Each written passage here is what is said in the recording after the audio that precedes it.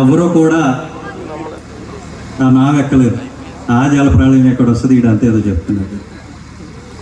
కానీ తర్వాత ఏం జరిగింది? జలప్రళయం వచ్చింది, ఎక్కిన వాళ్ళు రక్షింపబడ్డారు, మిగతా వాళ్ళు నశించిపోయారు.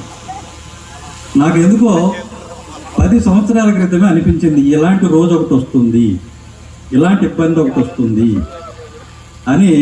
2016లోనే దళిత క్రైస్తవుల్ని దళితులుగా గుర్తించాలని మొట్టమొదటిసారి ఏం తరఫున మేము మొట్టమొదటిసారి గళం విప్పాం. ఊరికే గళం విప్పి ఊరుకోలా. శ్రీకాకుళంలో 2018లో 50,000 మందితో మీటింగ్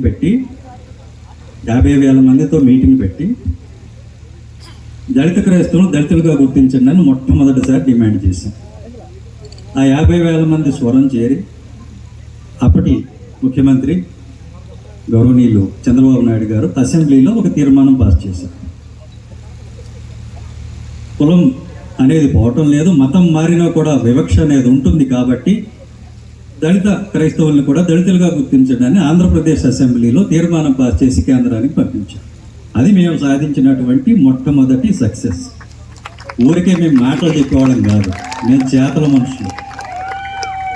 ఇక రెండవది, 2024లో ఎలక్షన్ల ముందు పాయకరావుపేటలో మీటింగ్ పెట్టి 30,000 మందితోటి మళ్ళీ ఇదే డిమాండు, దీంతో పాటుగా దళిత వాడల్ని పంచాయతీలుగా చేయాలి అని చెప్పి ప్రతి దళిత వాడిని పంచాయతీ చేసి ఆ పంచాయతీకి 2 కోట్ల సంవత్సరానికి బడ్జెట్ ఇవ్వాలని చెప్పి ఒక డిమాండ్ చేసిన ఫలితంగా ఆ రోజు ముఖ్యమంత్రిగా ఉన్నటువంటి జగన్మోహన్ రెడ్డి గారు మళ్ళీ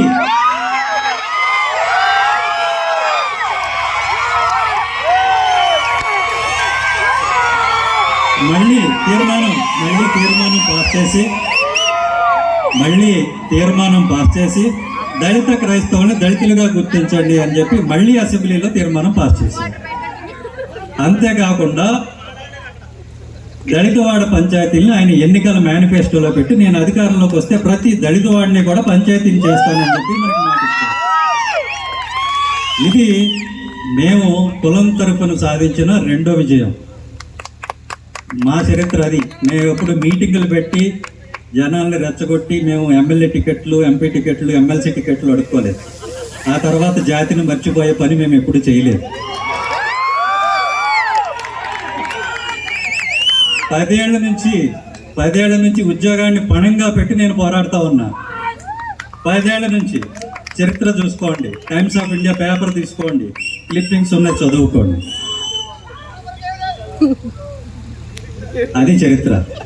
నేను సిఐడి చీఫ్గా ఉంటే నాకున్న చిన్న అధికార పరిధిలో 4,000 SC ST అట్రాసిటీ కేసులు పెండింగ్ ఉంటే వాటన్నిటినీ కూడా ఛార్జ్షీట్ వేయించాను. రాష్ట్రం మొత్తంలో 4,000 మందికి కూడా